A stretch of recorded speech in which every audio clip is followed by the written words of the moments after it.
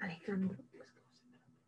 Y ahora sí, ahí empezamos. Buenas tardes, estimados colegas, estudiantes de Derecho de esta hermosa carrera del Derecho, abogados, y quienes nos acompañan a través de la transmisión en Facebook Live de las diferentes profesiones, e incluido países latinoamericanos como Perú, Bolivia, Ecuador, Colombia, México, Paraguay, Argentina y otros países más que siguen estas transmisiones de las ponencias EJUC 2020 a través del curso Grupos EJUC 2020 en Facebook Live. En ese sentido, hoy prosiguiendo con uno de los cursos especializados, el curso de Contexto Actual del Derecho Laboral, tenemos el honor de contar con una ponente bastante experimentada en estas lides de ponencias en esta comunidad jurídica, y se trata de la doctora Paola Andrea Arias Mendieta de Bolivia. En ese sentido, vamos a proceder a leer su hoja de vida para conocer un poco más a la doctora que nos está acompañando y nos está haciendo el honor de dar la ponencia de la tarde de hoy. La doctora Paola Andrea Arias Mendieta es de nacionalidad boliviana, de profesión licenciada de Derecho por la Universidad Mayor de San Andrés, especialista en Derecho Penal y Constitucional. Asimismo, tiene el grado de Máster de Derecho Procesal en la Universidad Nacional de Rosario, Argentina.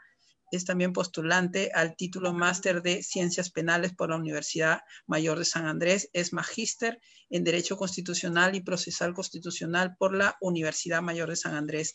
Tiene estudios de especialización en Diplomado de Argumentación Jurídica por la Universidad Frans Tamayo de Bolivia. También en especialidad de Derecho Penal y Procesal Penal por la Universidad Mayor de San Andrés en La Paz, Bolivia. También ostenta el diplomado en Educación Superior por la universidad ya mencionada. Asimismo, posee una especialización en técnicas de litigio, interrogatorio y contrainterrogatorio. También se desempeña como directora de la Asociación Euroamericana de Derechos Fundamentales, capítulo Bolivia. Es miembro de la Asociación Internacional, muy conocida, por cierto, Latin Juris Investigadores. También ha sido nombrada como miembro honorario de la Asociación Colombo Panameña de Derecho Procesal, capítulo David Chiriquí, Panamá. También es miembro del Instituto Giuridico Internazionale IGITO. No sé si estaremos nombrando bien el italiano, pero este es un instituto jurídico de Italia. También ha sido nombrada como miembro honorario de la Asociación Juristas Estudiandos de Puebla, México. Se ha desempeñado como canciller plenipotenciaria de la Fundación de la Universidad Boliviana, en sus siglas FUNIC. La doctora Paola Arias es, aparte de ser una prolífica exponente, ponente y expositora a nivel internacional, también tiene esta vena literaria, jurídica, ¿no? Pues es autora de libros como el Manual de Litigación en Audiencias de Medidas Cautelares. Es autora de publicaciones en diferentes revistas jurídicas indexadas, como también directora jurídica de la Corporación Soluciones Legales La Paz, Bolivia, directora académica del Centro de Investigación Jurídica MAC. También se desempeña como docente universitaria de posgrado en la Universidad Pública del Alto, UPEA, en Bolivia. Ha dictado como docente talleres en el Centro de Investigación Científica CESCUL, en Senacal, que también es un centro de investigación jurídica. Ha sido declarada, miren usted, ha sido declarada huésped ilustre en Panamá, asimismo en República Dominicana, por su contribución jurídica en cuanto a capacitación. También ha sido reconocida en honor al mérito por la Asamblea Legislativa Plurinacional de Bolivia como coordinadora de ponencias internacionales. Es conferencista en el ámbito nacional como en el ámbito internacional. Ha expuesto en países como Perú, Costa Rica, Panamá, Ecuador, México, Colombia, Italia y la República Dominicana. Entonces, tenemos a una ponente bastante experimentada el día de hoy y que tiene mucho conocimiento en la temática que se va a desempeñar o que va a disertar hoy. En ese sentido, la temática de hoy, les recordamos, estimados amigos, la temática de hoy es la vulneración de los derechos laborales en tiempos de pandemia. Es la tercera jornada de este curso especializado del contexto actual del derecho laboral. En ese sentido, doctora, muchas gracias de verdad por la predisposición de estar aquí. Dios le bendiga en su ponencia y adelante. Muchísimas gracias, buenas noches. No sé si me escuchan correctamente.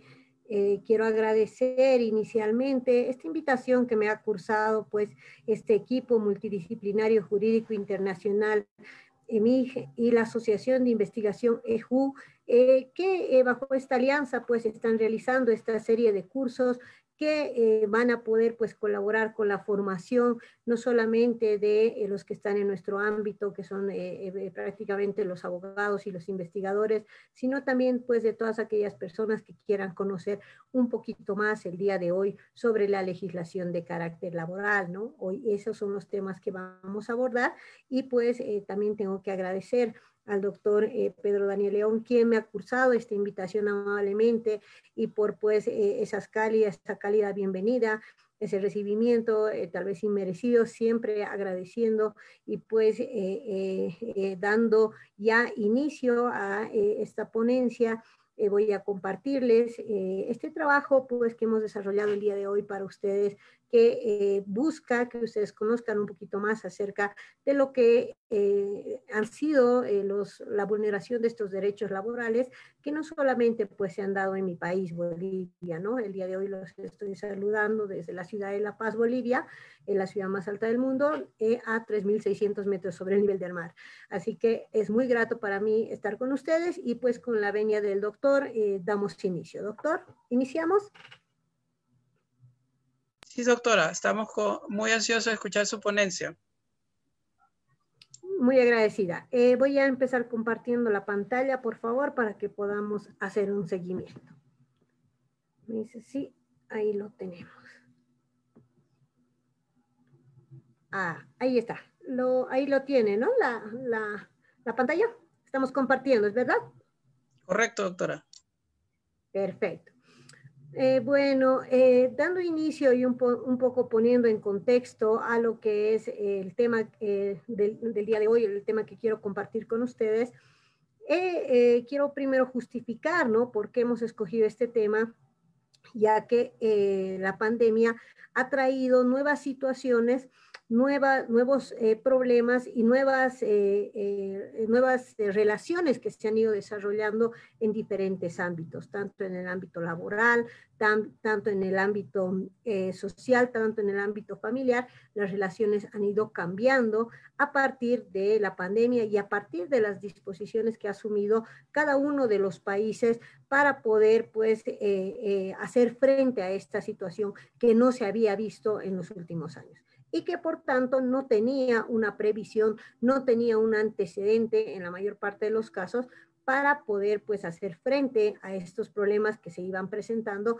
a partir de estas restricciones que han tenido que emitir pues los estados que iban destinadas a pues poder cuidar inicialmente lo que es la salud de ese conglomerado, de esa población que tenían a su resguardo.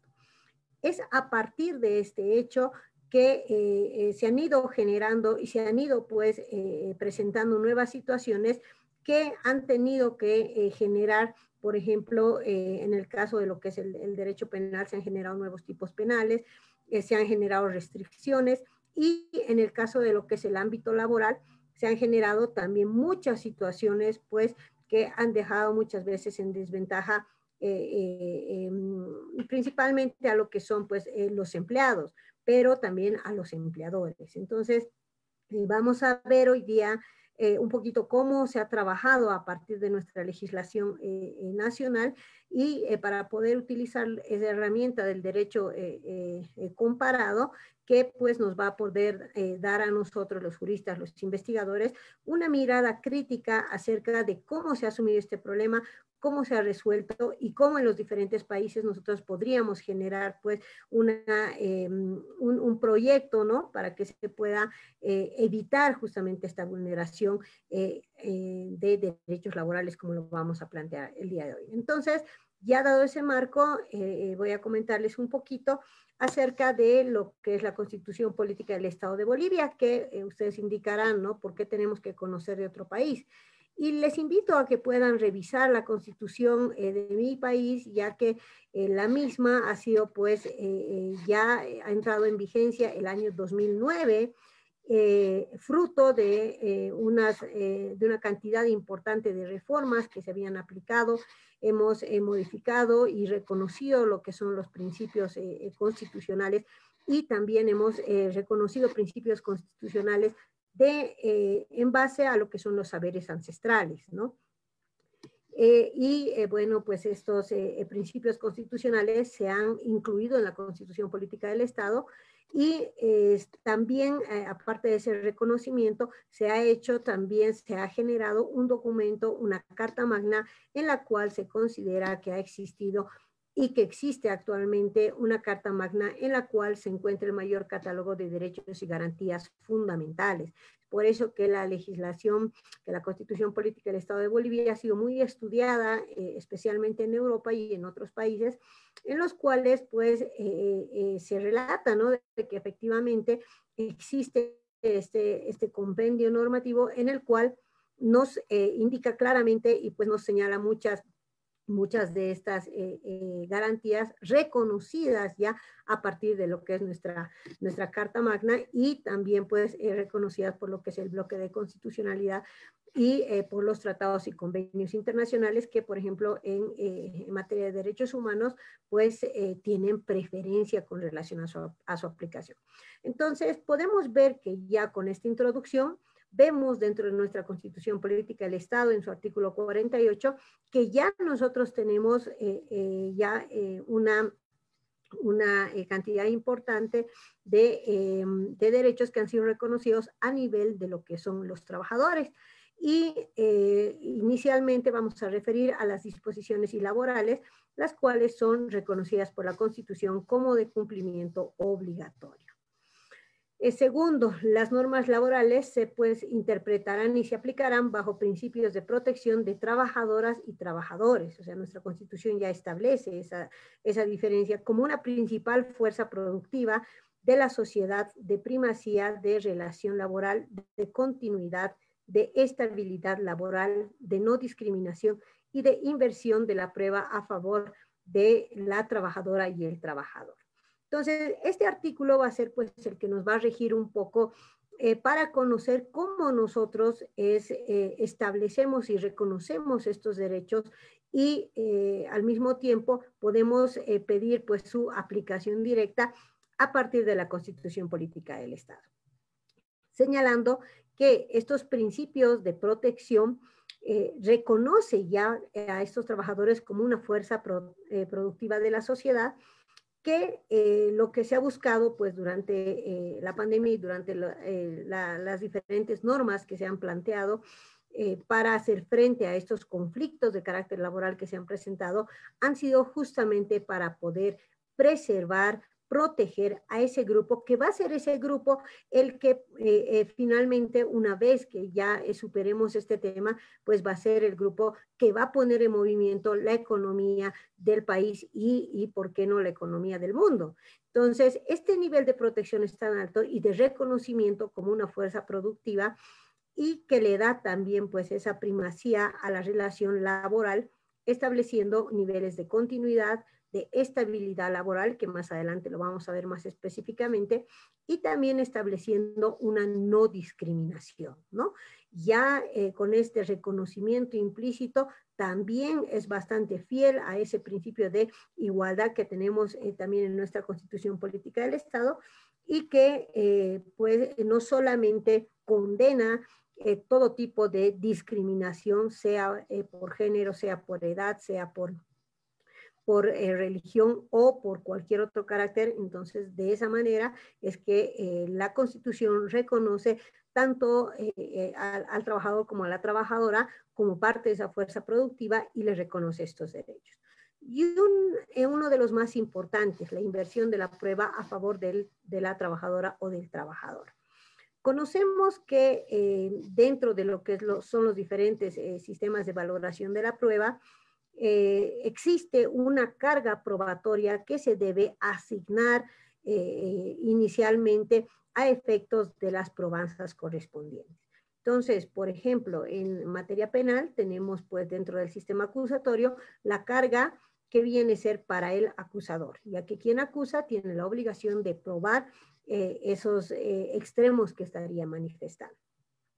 Sin embargo, una de las características principales del derecho laboral es esta inversión de la prueba, o que también se denomina pues una carga dinámica, ya que esta carga se le traslada al trabajador, ya que entendemos de que el trabajador es efectivamente quien está en una mayor posibilidad pues de probar, ya que es quien tiene la documentación necesaria, tiene que hacer el seguimiento, tiene los contratos, tiene toda esa documentación que muchas veces no se le otorga al trabajador. Cuando firma el contrato, lo firma y muchas veces nunca le dan ni siquiera la copia del contrato. Entonces, a efecto de la probanza en materia laboral, corresponde que la carga de la prueba pueda invertirse a favor del trabajador y que se le imponga a la persona pues que hubiera contratado, ¿no? Entonces, esta característica es muy importante a momento de poder desarrollar los diferentes procesos laborales, ya que, como mencionaba previamente, facilita que el trabajador pueda acceder a que se le puedan reconocer esos derechos laborales a partir de esta norma que establece este tipo de carga probatoria. Entonces, ya tenemos nosotros ese reconocimiento implícito en nuestra Constitución Política del Estado. También dentro del marco constitucional se señala y se establece que los derechos y los beneficios reconocidos en favor de estos trabajadores son irrenunciables. Y cuando exista, por ejemplo, una convención contraria que pretenda burlar este efecto, esta convención es plenamente nula. También el tema de las mujeres, que pues está también muy en boga con este tema de la discriminación y de la diferencia de género y demás, también lo reconoce la Constitución y establece ese marco de protección para las mujeres, señalando que las mismas no pueden ser discriminadas, no pueden ser despedidas por el estado civil, por una situación de embarazo o por la edad o el número de hijos o hijas o los rasgos físicos, ¿no? Entonces, ahí ya garantiza una inamovilidad de las mujeres en estado de embarazo y también de los progenitores, es decir, también puede ser aplicable al progenitor, al padre, hasta que la hija cumpla el año de edad. Entonces, vemos que la Constitución busca un ámbito de protección amplio también para precautelar ese interés superior que viene también dentro de este grupo, que es tanto las mujeres como los hijos, como niños, niñas y adolescentes. Entonces, vemos un alto nivel de protección que se da tanto para ambos progenitores hasta que el menor cumpla un año de edad, ¿no? Vamos avanzando. ¿A qué nos referimos cuando decimos justicia constitucional? Cuando nosotros somos objeto de un despido injustificado o cuando ya hemos pues hecho el reclamo correspondiente pero no se ha activado las acciones correspondientes y a la persona no se le ha reincorporado a su fuente laboral, la justicia constitucional establece una acción constitucional específica para poder lograr ese resarcimiento de ese daño que se le estaría ocasionando. Y el artículo 46, numeral 2, pues establece procedimientos sumarísimos para restablecer esta estabilidad laboral cuando ha existido la lesión de este derecho en específico. Y la acción constitucional a aplicarse con relación a la justicia constitucional en caso de que se solicite una reincorporación por un despido ilegal, elimina esa subsidiariedad y pone ya al servicio del trabajador la vía de acción de amparo constitucional por considerarla la vía más idónea y la vía más eficaz a efecto de poder lograr esa pretensión que es una reincorporación por un despido de carácter ilegal. Entonces vemos que este amplio espectro de protección que tenemos con relación a lo que son los derechos laborales también está establecido en el Decreto Supremo 495, modificado por el Decreto Supremo 28699 y las sentencias constitucionales plurinacionales que establecen también pues este marco de protección en caso de que exista un despido que sea pues ilegal, ¿no? Entonces, eso es para evitar la mora en el tiempo en la resolución de ese inconveniente y proteger también al grupo familiar, proteger el sustento y pues ese salario, ¿no? ¿Cuáles son las obligaciones que se impone el Estado boliviano? Las obligaciones son de proteger al trabajador asalariado en el entendido a dos reglas básicas que tenemos que conocer y que tenemos que trabajar, ¿no? Primero está el indubio pro operario, en el cual pues se señala que cuando exista duda, cuando el juzgador tenga una duda, entonces tiene que aplicar esa duda a favor de lo que es el trabajador. Entonces, este indubio pro operario es una regla que el Estado se autoimpone para proteger a ese trabajador, ¿no? Y también el segundo sería de la condición más beneficiosa, que al momento de juzgar, el juez tiene que considerar cuál sería la condición más beneficiosa para garantizar pues a ese trabajador asalariado, a ese trabajador que busca que se le pueda resarcir en sus derechos. Entonces, en base a estos principios, y que también se encuentran en el artículo 4 del Decreto Supremo 28699, ya se encuentran establecidos y reconocidos a efectos de inclusive aplicarse durante el desarrollo del proceso de carácter laboral. Ahora, tenemos nosotros dentro de nuestra normativa el artículo 4 y el artículo 11 del Decreto Supremo 28699, en el cual se ha establecido esta continuidad o esta estabilidad laboral, ¿no? Que garantiza y que busca justamente dar plena continuidad con ese marco de protección que ha establecido la Constitución, indicando que todos tienen derecho a gozar pues de una fuente laboral, ¿no? Y que esta fuente laboral debe garantizar también la más larga duración en tiempo, que a eso se refiere la estabilidad laboral, la continuidad, prohibiendo de manera expresa el despido injustificado, imponiéndose al fraude, a la variación, a la infracción, a la arbitrariedad o a la interrupción o sustitución del empleador. Entonces, lo que busca es evitar todo este tipo de situaciones que puedan pues ser desfavorables para el empleado, para la persona que tenga una fuente laboral, ¿no? Y reconoce también pues esta estabilidad laboral en favor de todos los trabajadores asalariados de acuerdo a la naturaleza de la relación laboral, ¿no? Esto se encuentra en la Ley General del Trabajo y en sus disposiciones reglamentarias. Entonces, hemos visto que a partir de que se ha dado esta situación de la pandemia, los diferentes estados han asumido pues reglas, condiciones, han emitido normativas en las cuales han planteado cuarentenas rígidas, ¿no? En las cuales pues se prohibía que las personas puedan salir del domicilio y que solamente puedan estar en sus domicilios, pero que esto no signifique que pueda ser un motivo de despido durante la cuarentena, ¿no? Entonces, se ha establecido que los despidos durante la cuarentena, pues son nulos, ¿no? Son nulos cuando no hubiera mediado ciertas circunstancias especiales, ¿no? Y a eso nos referimos con el artículo 16 de la Ley General del Trabajo, que establece cuándo y bajo qué circunstancias se puede dar una situación de despido. Entonces, dentro de todas estas excepciones está, por ejemplo, cuando el trabajador hubiera incurrido en un robo, hubiera incurrido en un hurto, hubiera incurrido en un delito de abuso de confianza o que hubiera destruido voluntariamente los instrumentos de trabajo. Sin embargo, esto no solamente puede ser pues lírico, ¿no? O sea, no se puede dar el despido directamente, sino previamente se tiene que desarrollar pues un proceso en el cual se encuentre una imputación que para nosotros es la resolución fundamentada emitida por el Ministerio Público que determina, uno, la autoría y la participación de la persona en el ilícito, y dos, de que existan pues suficientes elementos para determinar que esa persona hubiera participado y que los hechos se hubieran desarrollado como lo podría plantear en el caso de existir uno de estos delitos el empleador, ¿no? Entonces ahí ya cambia la figura.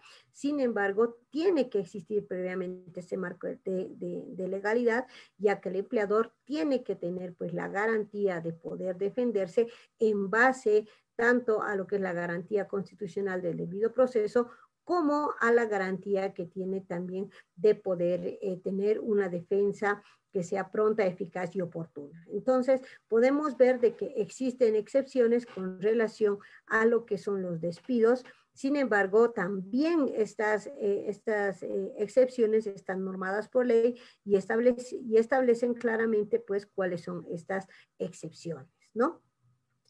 Tenemos la sentencia constitucional plurinacional 1777, que establece que el principio de estabilidad laboral está también denominado como un principio de continuidad de la relación laboral y manifiesta que, en resumen, el trabajador puede conservar este empleo durante pues, toda su vida laboral, salvo que existan causales que justifiquen este despido, ¿no?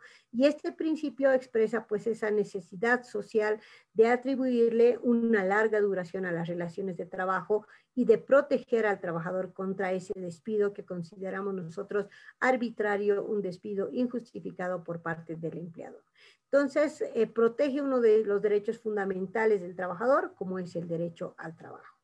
También existen sentencias constitucionales que establecen ya que ese despido no puede ser pues, emitido de forma directa, como había mencionado previamente.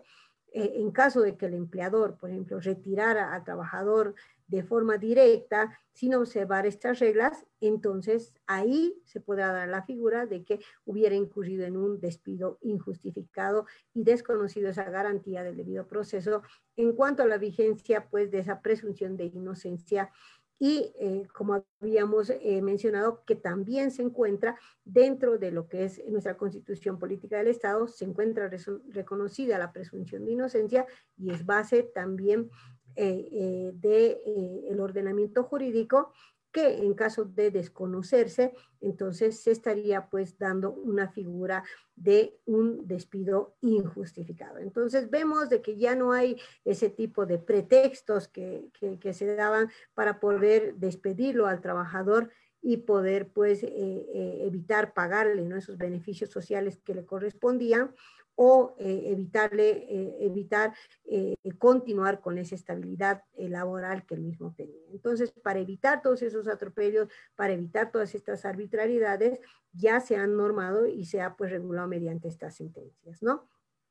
Ahora también existe un auto supremo que señala, ¿no?, que previamente también tiene que haber un proceso interno en contra del trabajador.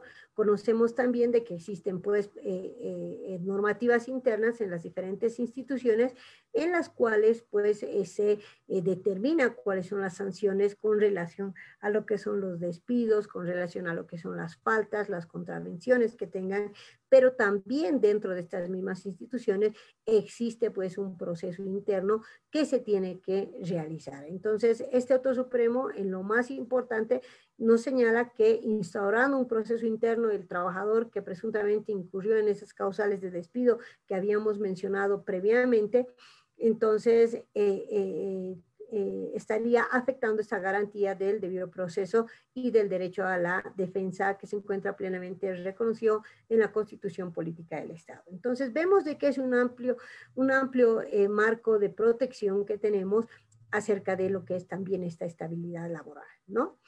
Ahora, existe también, con relación a lo que es la estabilidad laboral, existen situaciones que son totalmente pues ajenas a el tema de la voluntad de las partes. Podemos ver, por ejemplo, cuáles son estas situaciones que se dan cuando no interviene la voluntad ni del trabajador ni del empleado, ¿no? Una de estas puede ser la situación de convulsión social. que nosotros lo hemos tenido, como ustedes conocen, ya el año 2019, el año pasado, hemos tenido ya una situación de convulsión social que ha sido realmente una situación bastante fuerte, que no solamente pues ha detenido el desarrollo normal de lo que son las actividades laborales, también las actividades educativas, y ha generado que por esta convulsión social que ha tardado pues bastante tiempo y que ha concluido con la salida de quien fue en ese momento presidente, el señor Evo Morales Ayma, quien tuvo que salir del país, pero producto de esa convulsión social que había llevado pues al país al límite con relación a todos estos inconvenientes que posteriormente pues se fueron dando por esta convulsión social. Entonces, como vemos, como podemos analizar, esta convulsión social pues no era en realidad una situación que pueda ser atribuible a ninguna de las partes, ya que si bien el empleador quería continuar pues con su actividad, o quería tal vez asistir a su fuente laboral, entonces no se le podía pues dar esa continuidad. ¿Por qué? Porque se arriesgaba la vida del trabajador al constituirse en su fuente laboral. Y lo mismo es que muchas empresas o inclusive restaurantes, tiendas, comercios han cerrado sus puertas, han tenido que tapiar también las entradas, los ingresos, por el nivel de violencia que había producido esa convulsión social que en ese momento ha afectado a nuestro país y que ha culminado pues con la salida de quien fue entonces presidente. Y para que el país pueda retomar, también ha habido pues un tiempo, un proceso interno que ha sido producto de esa convulsión social y que ha generado estos inconvenientes con relación a lo que es esa relación laboral. O sea, el empleador no era su voluntad, ni tampoco de el empleado. También otra situación ajena es el bloqueo de caminos. Y ese bloqueo de caminos también lo hemos vivido. Realmente en Bolivia tenemos ese, no sé si decirlo, ese inconveniente, ese problema, pero es una forma, una medida de presión que se asume de forma muy normal, muy reiterada, que es el tema del bloqueo de caminos, ¿no? Y ese bloqueo de caminos, pues, genera esa situación de poner en riesgo tanto al empleador como a la fuente laboral. Entonces, esa es una situación pues que no era atribuible a ninguno de los dos, pero que también ha generado una inestabilidad laboral, ¿no? Porque no podía llegar a la fuente de empleo, o se veían comprometidos tal vez otro tipo de principios, otro tipo de valores, como ser la vida y como ser la salud. Entonces, esa situación ha sido que se establezca esta como una situación ajena a la voluntad de las partes. Otra es la falta de materia prima. En empresas, en industrias que trabajan con una materia prima para efectuar lo que son sus actividades, entonces la falta de materia prima comprobada, porque también esto tiene que ser pues comprobado, puede generar una inestabilidad con relación a lo que son la voluntad de las partes, ¿no? Que puede estar motivada justamente por este bloqueo de caminos, por esta convulsión social, que hace que pueda llegar a faltar esa materia prima en la empresa o en la industria en la cual esté trabajando. Entonces, esto afectaba a la estabilidad laboral, ¿no? Y también otras de las causales, bueno, pues eran el tema de la asistencia irregular o la imposibilidad de asistir a la fuente de empleo por parte de los trabajadores, o el cambio de autoridades, que también se ha dado, ya que también existe dentro de el personal que se tiene pues en la mayor parte de las instituciones, lo que se llama un personal de confianza. Entonces, ese personal de confianza pues tiene cierto tipo de trabajo específico, inclusive un horario de trabajo especial, que cuando se cambia de autoridad, pues la autoridad ya no tiene la confianza en la misma persona. Entonces, esto genera que pues este personal pueda ser retirado y que que también se ha cesado también el empleador y al mismo tiempo se ha cesado pues el trabajador. Pero que era una situación ajena totalmente a la voluntad de las partes, sí. Y que producto de este cambio de autoridades se pueda dar esa desvinculación, también. Entonces vemos estas situaciones que son pues ajenas a la voluntad de las partes, ¿no? Otra de las situaciones, aquí está, es el tema de lo que es la fuerza mayor o el caso fortuito. Para poder establecer cuándo existe fuerza mayor o caso fortuito, esta tiene que estar pues compuesta de 6 características básicas, ¿no? Primero, de que tiene que ser imprevisible, es decir, que no exista la posibilidad de que se hubiera previsto esta situación y que se hubiera tomado pues las acciones para evitar esta contingencia, ¿no? Entonces, de que tiene que ser pues necesariamente y totalmente imprevisible. Como en el caso de esta pandemia, vemos de que no existía la forma de que estemos preparados contra un virus que pues ha llegado y ha cegado la vida de muchas personas y que tiene todavía convalecientes pues a bastantes personas y que y muchas inclusive hasta el momento están pues peleando, ¿no? Por su vida. Entonces vemos de que esta es una situación plenamente imprevisible. La segunda es que sea inevitable, que no se pueda evitar, que no exista la forma en la cual nosotros podamos evitar que se produzca pues esa situación, ¿no? Que de igual manera es totalmente coincidente con el tema de la pandemia. Tercero, que sea ajeno al deudor. Eso significa que, por ejemplo, con relación al trabajador, que sea, o al contratante, también que sea ajeno, ¿no? Que no haya sido producido por él, es decir, que no sea producto, por ejemplo, de la negligencia del mismo. Tiene que ser un asunto externo, plenamente ajeno a esa voluntad del contratante, ¿no? También otra de las características es que debe ser totalmente actual. Eso significa de que tiene que ser un evento que se haya producido en la actualidad, ¿no? No podemos decir, bueno, yo voy a plantear este caso de fuerza mayor que pues pasó hace 6 años o 5 años, ¿no? O sea, no puedo yo utilizar esta causal si es que no es algo actual, ¿no? Si es que no es algo que se hubiera dado ya previamente, de que sea inevitable y de que al mismo tiempo esté actualmente pues afectando esa relación laboral. También tiene que ser sobreviniente, es decir, tiene que ser posterior a que se haya establecido la relación laboral y posterior a que se hayan establecido pues esas condiciones, ¿no? Que habíamos señalado previamente.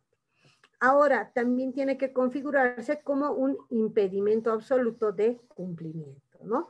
Eso significa que necesariamente este incumplimiento no tenga otras alternativas para su fin.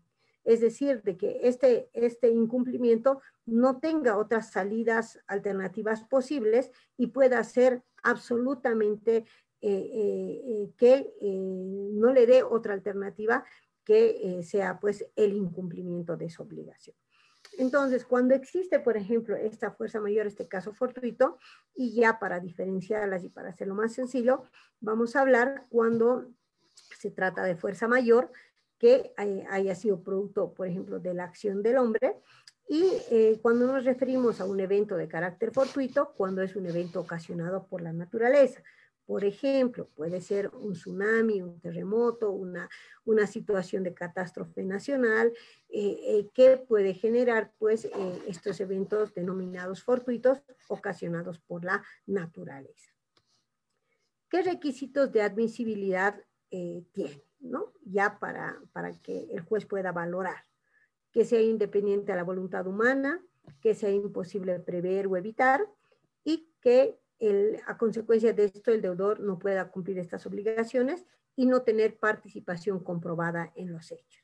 Es decir, no podemos nosotros beneficiarnos pues de nuestra propia acción, ¿no? Es decir, tiene que ser totalmente externo. Ahora, ya entrando a la relación laboral y al contrato de trabajo, nosotros podemos establecer que dentro del contrato de trabajo existen pues causales para que el mismo concluya, para que el mismo se extinga. Y estas causales, primero vamos a referirlas que se puede dar por diferentes voluntades, ¿no? Primero, por ejemplo, cuando es atribuible al trabajador, cuando se da la renuncia o el abandono del trabajo. Y en una opción B vemos cuando hay un despido justificado, que ya habíamos visto previamente en el artículo 16, habíamos establecido cuáles serían esas causales de ese despido justificado, ¿no? Que puede ser, por ejemplo, el robo, el hurto, puede ser un abuso de confianza, que se hubieran dado dentro de la fuente laboral. Entonces, esto genera que se pudiera dar un despido de carácter justificado. Pero existe también una causal más que se puede dar para la extinción de este contrato, que está referido a lo que es la fuerza mayor, la quiebra, la incapacidad física o mental del trabajador, o que ya hubiera llegado a su edad de jubilación, o cuando existan causales de indisciplina. Entonces vemos de que estas causales también pueden ser incluidas dentro de un despido justificado por esas situaciones, ¿no? Por la situación de quiebra, pero esta quiebra no puede ser solamente enunciativa, sino tiene que tener también pues un respaldo legal que demuestre de que la empresa ha ingresado en esta quiebra y que no puede sostener más tanto lo que son los trabajadores como el desarrollo normal de sus actividades, ¿no? También, por ejemplo, por fuerza mayor, que habíamos indicado que puede ser un evento que se pueda dar previamente que no pueda ser previsible, ¿no? También cuando se demuestre que el trabajador es incapaz física o mentalmente de poder cumplir con las labores que se habían pues determinado previamente con la suscripción del contrato de trabajo, donde se establecían las obligaciones y las condiciones para que el mismo pueda trabajar, ¿no? También se establece la edad de la jubilación como un hecho para el despido justificado, cuando ya se cumpla la edad y no se pueda seguir manteniendo, y también causales de indisciplina que ya estén previamente determinadas con el despido justificado dentro de la empresa. Entonces, vemos de que existen en esta instancia motivos por los cuales se puede extinguir el contrato de trabajo, y aquí también vamos a poder observar que existen estas causales de extinción que estaban pues también sujetas a cuando no intervienen las partes, ¿no? Entonces, cuando no intervienen las partes, ¿en qué caso se puede dar? Se puede dar, por ejemplo, en un caso fortuito, como habíamos indicado, o un caso de fuerza mayor, en un caso de hiperinflación o devaluación. Cuando existen estas dos circunstancias que lo que hacen es afectar directamente a la economía de un país y con esta afectación también afectar a lo que son las fuentes laborales, entonces se puede dar estas causales de extinción del contrato del trabajo, ¿no? También cuando cambian las condiciones de prohibición de importación o exportación en un país, entonces se puede generar una quiebra o se puede generar una prohibición de operaciones de la empresa, y de esta manera que no siendo atribuible a las partes se puede extinguir este contrato de trabajo. También cuando existen las crisis energéticas. ¿Dónde se ha visto la mayor cantidad de despidos con relación a las crisis energéticas? En Venezuela, ya que por producto pues de la situación tan delicada que está viviendo ese vecino país, que tiene pues gente tan hermosa, pero que lamentablemente ha tenido que sufrir las consecuencias de unas decisiones pues desacertadas a nivel de sus gobernantes, actualmente cuentan con este inconveniente de apagones de energía que muchas veces duran días enteros o inclusive semanas. Entonces, esto ha generado que existan pues crisis energéticas y que las empresas o las industrias que dependen plena y absolutamente de este suministro para su producción, para que puedan subsistir. Entonces, también se han generado estas extinciones de contrato por estas crisis energéticas. También existe la causal por pérdida de mercado, ¿no? Existen algunos productos que en el tiempo pues pueden llegar a perder ese mercado que tenían inicialmente y posteriormente declarar la quiebra de la empresa por esta situación y por consiguiente pues también ingresar como una causal de extinción del contrato de trabajo no atribuible a las partes y que genera este tipo de inconvenientes. Ahora, cuando nos referimos a aquellas atribuibles al empleador, se puede dar el despido injustificado. Hemos visto que en el desarrollo de la pandemia se han dado muchos despidos que hemos denominado inicialmente injustificados, ya que las empresas no han podido sostener pues la economía, no han podido sostener empresas, por ejemplo, como ser las empresas de viaje, las empresas de turismo, como ser comercios informales, como ser comercios, por ejemplo, que se dedicaban a la venta de suministros que no eran suministros médicos, o comercios que tenían un mercado que dependía exclusivamente pues, de las personas de a pie, han tenido pues problemas con relación a mantener esas fuentes laborales y muchos han procedido al despido injustificado inicialmente. Y también hemos visto muchas situaciones en las cuales se le ha obligado al trabajador, cuando hemos ingresado en la etapa del teletrabajo, a que él mismo pueda cumplir más horas y más obligaciones que las que tenía cuando realizaba ese trabajo de forma presencial. Se le imponía más obligaciones y se le imponía más cargas mediante la vía de ese teletrabajo. Y muchas veces inclusive se pedía que este trabajo se realice pues en horarios que no correspondían a ese horario que tenían de trabajo previamente establecido mediante contrato. Y muchas veces cuando los trabajadores se han negado a realizar ese trabajo o se han negado a aplicar, por ejemplo, a realizar lo que se les estaba solicitando fuera de horarios, fuera de los días en los que tenían que trabajar, entonces se ha procedido a realizar el despido. Y también otra de las causales atribuibles al empleador es el cierre o la liquidación. En ese caso, necesariamente corresponde que se realice la liquidación de beneficios sociales, ya que como la estabilidad estaba garantizada y ahora el trabajador se va a quedar sin esa fuente de sustento, por ejemplo, le corresponde uno de los beneficios que es el desahucio. Que el desahucio es un beneficio laboral que ha sido contemplado exclusivamente para que esa persona pueda tener el sustento necesario hasta que pueda encontrar una nueva fuente laboral que le genere pues esos recursos que tenía cuando trabajaba en esta empresa. Entonces, otra de las causales también es la quiebra o la liquidación comprobada. Vemos de que estas causales atribuibles a este empleador pues han generado o generan estos despidos injustificados y que hacen que correspondan esos beneficios sociales para los trabajadores, ¿no?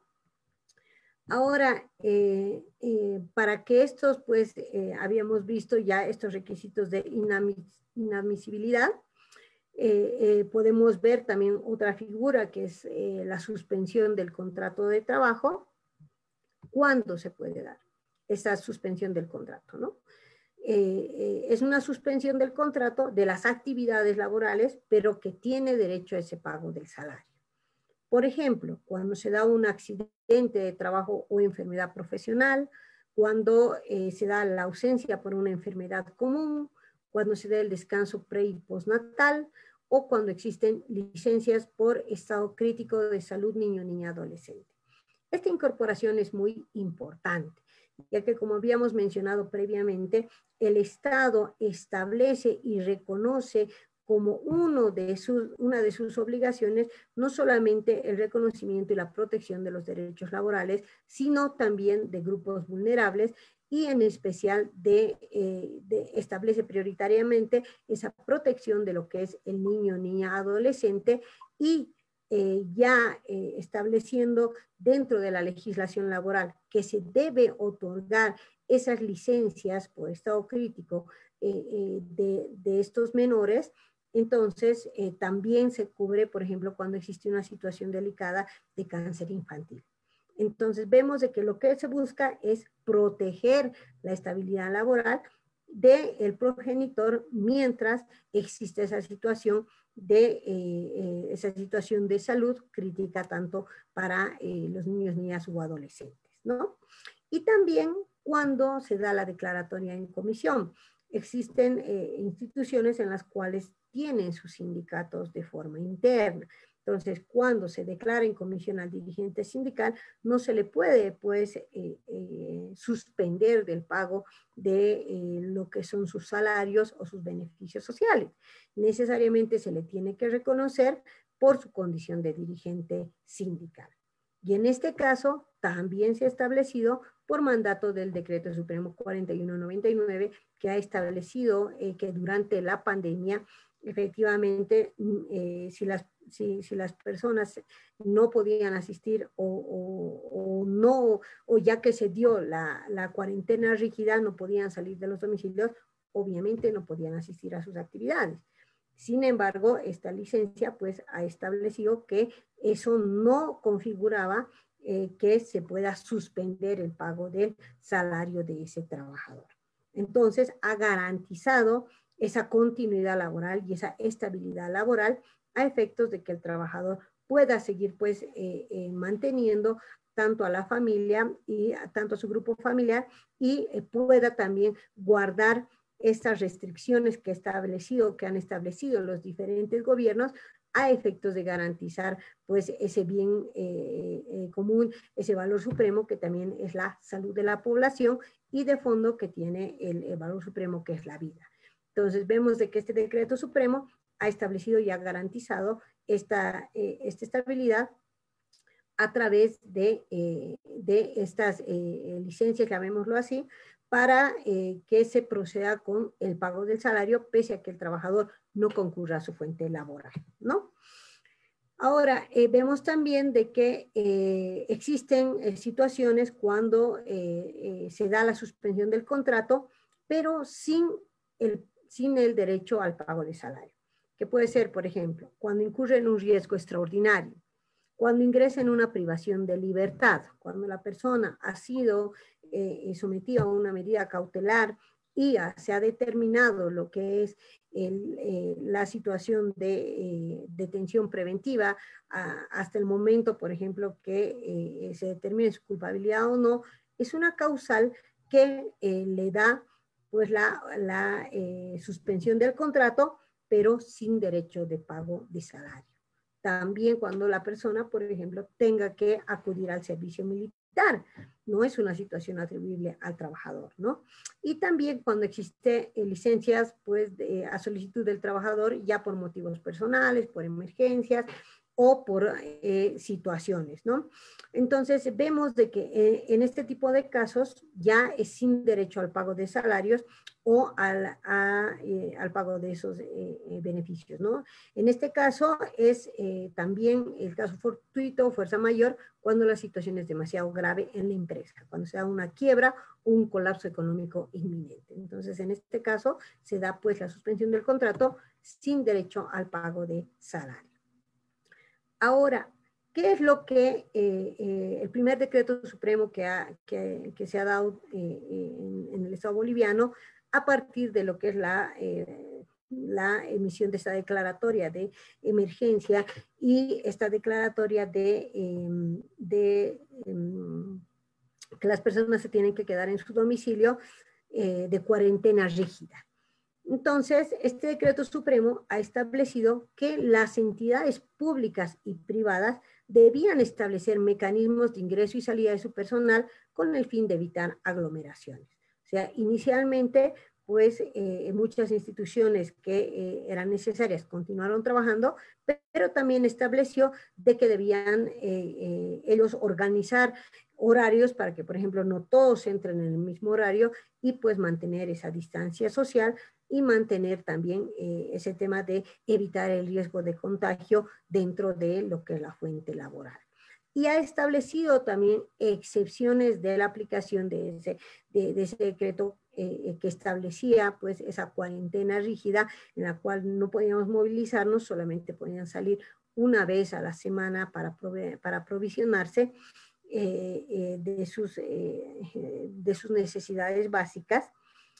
Sin embargo, se exceptuaba, por ejemplo, aquellos trabajadores del sector público o privado que trabajaran dentro de lo que son los servicios de salud, dentro de la Policía Boliviana, Fuerzas Armadas y otros que por la naturaleza de funciones debían desarrollar actividades en un horario diferente o distinto al señalado anteriormente. Entonces ya teníamos esa restricción y esa restricción indicaba para quiénes se aplicaba. Muchas veces ha habido el debate en que si los abogados también ingresaban en esa categoría de otros que por su naturaleza deban desarrollar actividades en un horario distinto, ¿no? Porque conocemos que si bien hemos estado pues en una situación de cuarentena, los índices de criminalidad, los índices de violencia intrafamiliar no se han reducido en el nivel en el cual se esperaba, ¿no?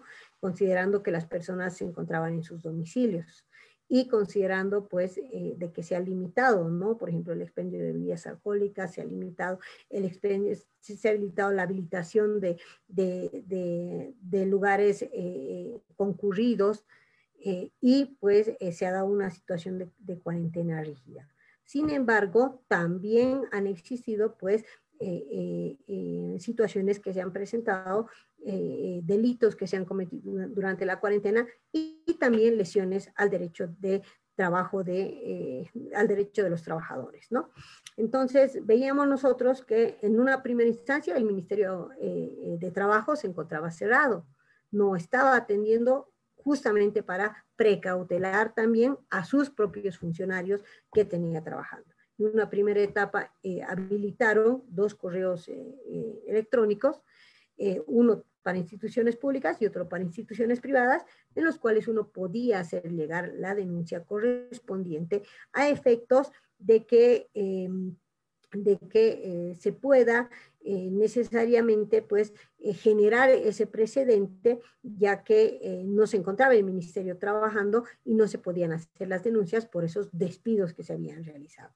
Entonces, posteriormente, y me imagino que dentro de lo que son las políticas que se está estableciendo, el Ministerio del Trabajo ya estará pues aprovisionándose de mayor cantidad de personal para que cuando una vez concluya este tema puedan atender todos estos problemas que se han dado a partir de la pandemia y que han generado que se rompan las relaciones pues laborales, ¿no? Entre el trabajador y el empleador. Entonces, ya había un marco de protección garantizando de que pues se mantenía esa estabilidad laboral y estableciendo quiénes eran los únicos que podían pues no participar de esa restricción.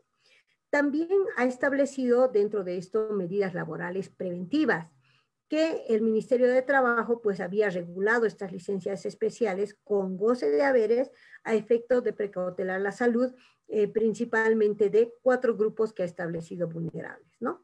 Primero, personas con enfermedades de base, que eran aquellas personas que tenían, por ejemplo, enfermedades de diabetes, hipertensión, asma, enfermedades que se encuentran ya dentro de un catálogo de la Organización Mundial de la Salud, que establece qué enfermedades de base pueden considerarse para la otorgación de estas licencias especiales, ya que entendemos que a partir de del ingreso de este virus a los países, entonces también se ha determinado que el mayor índice de fallecimientos se ha dado en personas que tenían enfermedades de base, que sufrían previamente de estas enfermedades y que pues estas personas tenían que tener un nivel de protección mayor. Entonces, aquí sí se habilita la posibilidad de que podamos proteger a este grupo. El segundo, personas adultos mayores de 60 años, de 60 o más años de edad. También mujeres que se encontraran embarazadas y también aquellas personas que tuvieran a su cargo pues menores de 5 años, ¿no? Pero que tengan la licencia especial, ¿no? O sea, que tengan la custodia absoluta, por ejemplo, ¿no? Tanto solamente el padre o solamente la madre, y hacían que estas personas se beneficien y pues que no cumplan con esa obligación de ir al trabajo, sino que permanezcan en su domicilio o en su residencia. Y también se establecía condiciones, ¿no? De que si ellos no cumplían con mantenerse, con permanecer en su domicilio, se les podía retirar ese beneficio. Entonces, lo que se ha buscado siempre es precautelar pues esas relaciones, ¿no? Este decreto supremo tan importante también ha establecido que durante la vigencia de esa cuarentena total, todo el personal, tanto servidores públicos, trabajadores y todos los que presten funciones en el territorio nacional, tendrán pues el derecho al pago de sus salarios, y para lo cual los responsables de procesamiento también tenían la autorización de movilizarse y realizar las actividades que demandaba. ¿Qué significaba eso?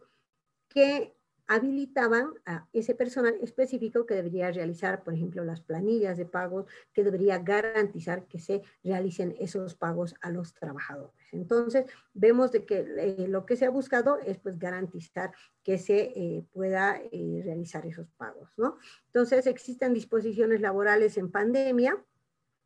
Se emitió inicialmente la ley 1293, que ha declarado el interés como prioridad nacional de la prevención y contención de tratamiento por infección de COVID-19, el decreto supremo 4196, que ha declarado una emergencia sanitaria, otro que venía de 21 de marzo, que ha declarado la cuarentena total, el 4200, que ha establecido el reglamento de la ley 129, el decreto supremo 4218 de 14 de abril, donde ha emitido una regulación del teletrabajo.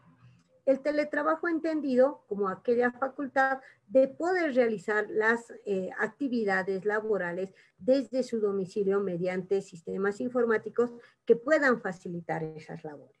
Y dentro de esa regulación de este teletrabajo, también establecía cuáles eran las condiciones que tenía que otorgar el empleador al trabajador a efectos de que el mismo pueda cumplir con este teletrabajo. Ya el 29 de abril se establece y se emite este decreto por la cuarentena dinámica, que solamente ya establece que por departamentos o por regiones se va a ir modificando la cuarentena, viendo cuál es el nivel de riesgo que presenta cada una de las poblaciones, cada una de los departamentos, y a partir de eso pues se reglamenta. Y viendo que esta situación continuaba y que los niveles de mortalidad iban en ascenso, el 28 de mayo de 2020 se emite también otro decreto donde señala que continúa la cuarentena dinámica. Señalar que actualmente, por ejemplo, viendo solamente el Poder Judicial en la ciudad de La Paz, se continúa con la atención en teletrabajo. Y ese teletrabajo se lo está realizando mediante circulares también internas que han determinado inicialmente qué juzgados iban a realizar, por ejemplo, el seguimiento de procesos penales, que es lo primero que se ha habilitado, porque se encontraba en riesgo uno igual de los valores supremos, que era la libertad y también que estaba muy referido a lo que es el hacinamiento y la posibilidad de contagio de COVID dentro de lo que son los centros penitenciarios. Ya posteriormente se ha habilitado, por ejemplo, el tema de los juzgados de carácter laboral, que también ha sido uno de los primeros que se han habilitado para pues, llevar adelante este tipo de reclamos, y también de carácter familiar. Actualmente ya se ha habilitado en su totalidad, pero se sigue trabajando bajo la modalidad del teletrabajo, tanto en el Ministerio Público como en los diferentes juzgados, ¿no? Entonces, porque todavía tenemos una cuarentena que se denomina dinámica. Entonces, a partir de eso es que pues se han tenido que adaptar estas relaciones de carácter laboral, ¿no? Entonces, también vemos aquí que también se protege mediante estos decretos supremos a estos tres grupos básicos en los cuales pues se trata de buscar la protección, ¿no? Mujeres en estado de gestación, mayores de 65 años, personas con enfermedades de base crónica, para los cuales se establece ese teletrabajo o licencia con goce de haberes sin que sea motivo de descuento o de compensación de jornada. Es decir, no era necesario que en caso de que pues, se dé el teletrabajo, ellos puedan ir contabilizando esas horas, por ejemplo, que no pudieran habilitar todavía el teletrabajo, como una suspensión de salario, o que luego tengan que compensar cuando ya se normalicen pues las actividades, ¿no? Entonces, todos estos aspectos pues estaban plenamente establecidos y garantizados por estos decretos supremos. Tanto durante la cuarentena se ha establecido pues esa obligatoriedad y ese derecho a que puedan tener el pago de salario, tanto en el sector público como en el sector privado, tanto los servidores públicos y trabajadores y todo el personal que tenga pues funciones en el sector público y privado, ¿no? La resolución ministerial 189, igual de quebrado 2020, también ha establecido que durante este periodo de emergencia, estas medidas de licencia, reducción de trabajo y otras no pueden ser esgrimidas como justificativos para afectar la estabilidad laboral consagrada en el artículo 46, 1 y 2 de la Constitución Política del Estado. Entonces, vemos de que existe todavía esa fidelidad de ese cumplimiento obligatorio, de esa obligación que establece el Estado boliviano a efectos de garantizar la estabilidad laboral durante la cuarentena, durante el periodo de afectación del COVID-19. Y también la actividad de este teletrabajo ha ingresado recién en el ámbito de esta Ley General del Trabajo y en el Estatuto de Trabajo del Funcionario Público, estableciendo que la jornada laboral pues deberá ser sujeta a la permitida por la norma laboral, que es máxima de 8 horas, así como reconociendo esta relación laboral. Entonces, vemos esos grados de protección que se habrían dado durante el desarrollo de la pandemia, ¿no? Es básicamente lo que el día de hoy pues quería compartir con ustedes, para que conozcan un poquito cómo estamos afrontando nosotros esos problemas que se han generado a partir de esta pandemia que hemos estado viviendo todos, a partir de este problema que ha generado este virus, el COVID-19, pues que reitero se ha llevado la vida de grandes personas, grandes profesionales, en especial en nuestro rubro, en la ciudad de La Paz hemos tenido la pérdida de realmente colegas muy, muy grandes, de personas de corazón muy grande que han fallecido producto de esta pandemia, y que, como lo decía inicialmente, pues no solamente ha afectado las relaciones laborales, sino también ha afectado las relaciones personales, las relaciones familiares, y que pues nos ha enseñado otro concepto de vida, que nos ha enseñado a que debemos ser agradecidos, que debemos dar las gracias todos los días a Dios por nuestra vida, por la salud de nuestros semejantes. Y el día de hoy pues me despido deseándoles que tengan salud en su hogar, de que puedan estar muy bien y de que puedan estar aprovechando el tiempo con este tipo de actividades académicas que lo que hacen es pues formarnos a nosotros cada día, podemos aprender un poco más, y es importante que el abogado lea, porque si no, cada día pues es menos abogado. Con esa reflexión pues los dejo y doctor Daniel León, le agradezco mucho la invitación, me ha complacido mucho compartir con todos los participantes. Muchísimas gracias, un saludo hasta Perú. Estimada doctora Paola, sí, muchas gracias por la exposición, pero no sé si tendrá ahorita tiempo de repente para una o dos preguntas. Tenemos un par de preguntas. Claro que sí, doctor, creo que estamos sobre el tiempo, pero sí podemos realizar, ¿no? Las preguntas. Listo, muchas gracias, doctora. Justamente estaba viendo la alocución respecto a lo que es estos efectos, estas consecuencias de la pandemia en el tema del derecho laboral, del derecho procesal laboral en Bolivia.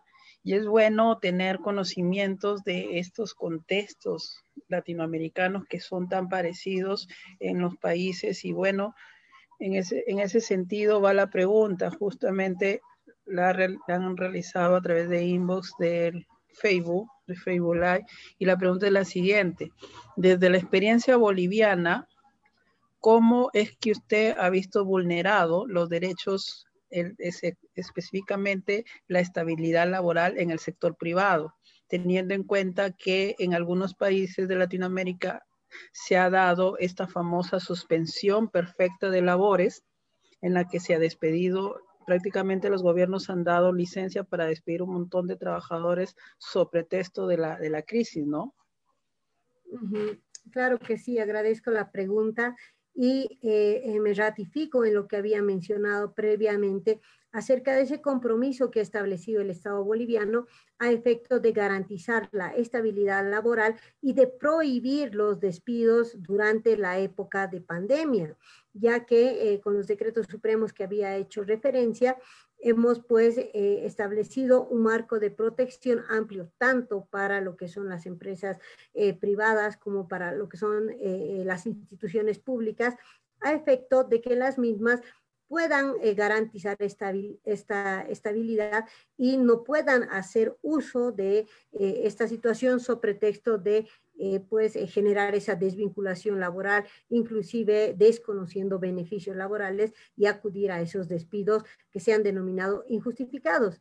Y a partir de eso también se ha determinado que todos aquellos despidos que se hubieran dado durante la cuarentena, pues deberían ser declarados o viciados de nulidad si no estuvieran contemplados dentro de las excepciones que había señalado previamente en la exposición. Entonces, veo que dentro de lo que es la legislación laboral boliviana, se ha generado muy buenas políticas en las cuales pues se había buscado pues garantizar ese derecho al trabajo que tienen todas las personas y que se ha visto afectado, se ha visto pues afectada esa relación laboral por esta situación de que no podían pues asistir a las fuentes laborales. Entonces, considero en lo personal que la experiencia boliviana ha sido muy buena con relación a proteger estos derechos y que vamos a ver mucho más adelante, ya que se hacen evaluaciones también a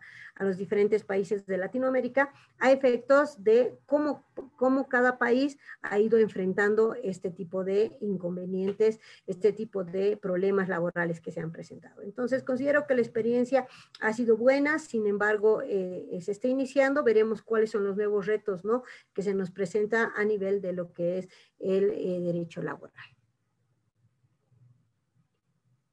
Gracias, doctora, por la respuesta. Y sí, pues eso es bastante alentador escuchar que al menos en algunos órdenes jurídicos de la región latinoamericana hay países que sí están teniendo estas políticas pro trabajadores y protegiendo a la parte más débil de la relación laboral, justamente, ¿no?, que es el trabajador que solamente posee su mano de obra, a diferencia del empleador o del no del amo, sino del patrón, que sí posee capital, las maquinarias y todo eso.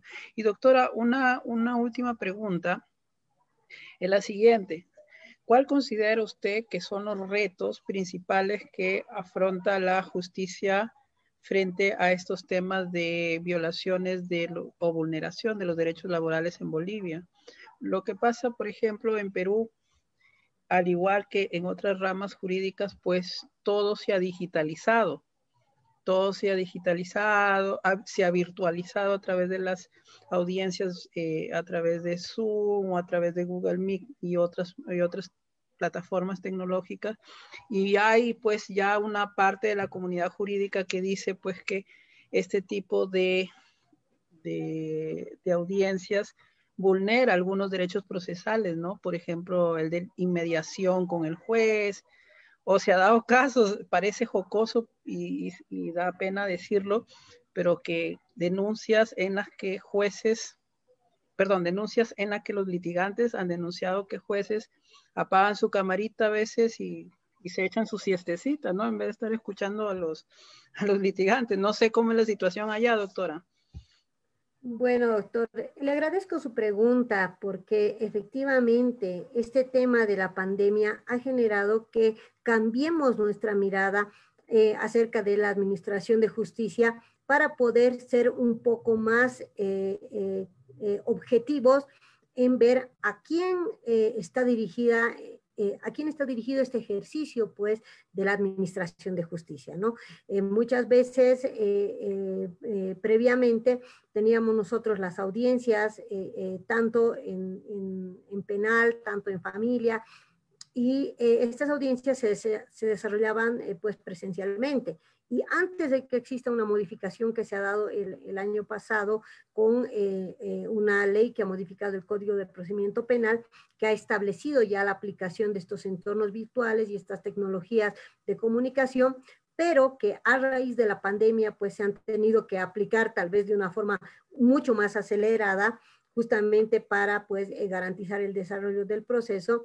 Ha generado muchos problemas, como usted mismo lo ha mencionado, ¿no? Efectivamente, nosotros hemos desarrollado una audiencia recientemente, una audiencia de una acción constitucional en la cual ni siquiera los vocales constitucionales han encendido pues, las cámaras ni un segundo, ¿no? Entonces, eso genera problemas, uno, con respecto a la identidad de quien está desarrollando la audiencia. Dos, genera también pues dudas razonables acerca de si efectivamente la persona a la cual se está dirigiendo los argumentos está siquiera escuchando, ¿no? Los mismos. Y también tanto en el desarrollo, por ejemplo, de audiencias de juicio oral, uno de los principios bases del el derecho procesal penal boliviano es la inmediación. Y al ser la inmediación uno de los principios básicos, y al utilizar la virtualidad, entonces estaríamos en cierta manera ya generando una confusión, ya que existen pues ciertos aspectos que esta inmediación proporciona a los jueces a efectos de valorar la prueba.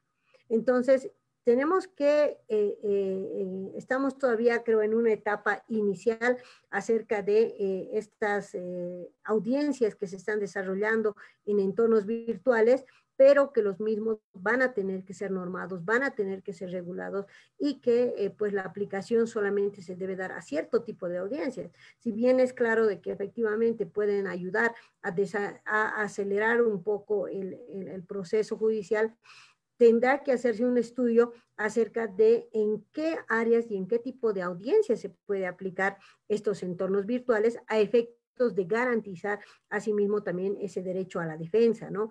Ya nosotros hemos tenido bastantes quejas, tanto de colegiados, de colegas que señalan eso mismo que usted ha mencionado, ¿no? Estamos pasando exactamente lo mismo, de que no sabemos si el juez está presente o es otra persona, o qué es lo que pasa si en medio de una audiencia de medidas cautelares, por ejemplo, el abogado defensor se retira o no se puede suspender la audiencia, ¿no? O se le cae la conexión del internet. O sea, ¿cómo asumimos esos retos? ¿Cómo nosotros garantizamos la continuidad de esa audiencia? ¿Cómo garantizamos, por ejemplo, en una presentación de testigos, que los mismos no estén siendo, pues, que no se les esté dictando las respuestas, por ejemplo, ¿no? Ese tipo de problemas van a ser los que van a generar una nueva administración de justicia, pero que, lo reitero, ¿no? Tiene que cambiar la forma en que miramos nosotros en este momento la justicia. ¿Quiénes son los beneficiarios de esa justicia? Son los usuarios. y a quienes en todo caso nos debemos todos, tanto los abogados como los administradores de justicia son a ellos, porque si es que no existiera pues litigio entre partes, nosotros no tendríamos un trabajo, ¿no?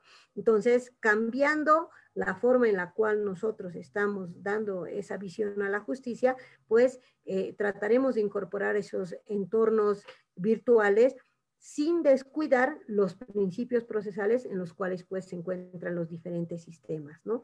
Entonces creo que la base va a ir por tener un equilibrio y que va a partir también acerca de estos problemas que se van a ir presentando día a día. Sin embargo, he visto que en Perú lo han desarrollado mucho antes. Siempre tengo esa idea de que realmente en Perú se está estudiando bastante, ¿no? Y es lo que hablamos en los congresos internacionales, o sea, normalmente ese es el comentario, el ciudadano peruano, el abogado peruano, ¿dónde está? Está estudiando, dicen, y me alegra mucho que existan esos centros de investigación, esos semilleros de investigación, ver esos concursos de oratoria, de litigación. Yo realmente considero que pues la base del desarrollo de todo país es la educación. Y pienso que Perú está en muy buenos pasos y va a ser muy importante la experiencia de nuestros países a efectos de poder resolver estos problemas y ver, ¿no?, a nuestros hermanos de al lado cómo lo han resuelto para poder solucionar los mismos problemas que compartimos como países. Muchas gracias, doctora. Sí, pues justamente agradezco sus palabras. Nosotros también tenemos esa visión de que al menos Bolivia en Latinoamérica invierte bastante, mucho más que Perú, al menos en educación. Y justamente ahorita que estamos en una crisis política, ¿no? Están a punto de vacar un presidente, pero bueno, es así. A veces la política está bastante divorciada del tema de la realidad nacional. Doctora, le agradezco, muchas gracias. Dios me le bendiga por esa disposición que ha tenido de transmitir estos conocimientos y esta experiencia vasta que usted tiene, y esperamos tenerla para futuras oportunidades. Muchas gracias.